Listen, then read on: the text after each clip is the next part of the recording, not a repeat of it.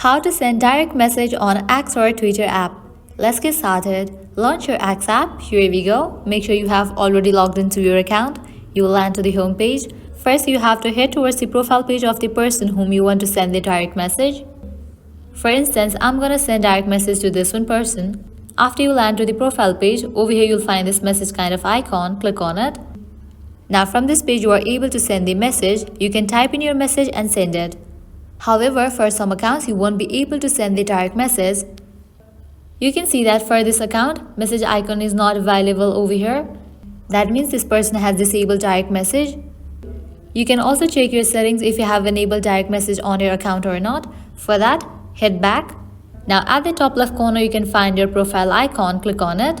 Now head towards the option of settings and support. Click on the option of settings and privacy. Now head towards the option of privacy and safety. Now open this option of direct messages. At the very top, you'll find this section of allow message request form. Set it to verified users or everyone.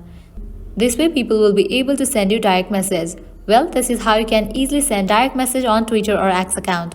At the end, if you guys find this video helpful, don't forget to like, share and subscribe to our channel. Thank you.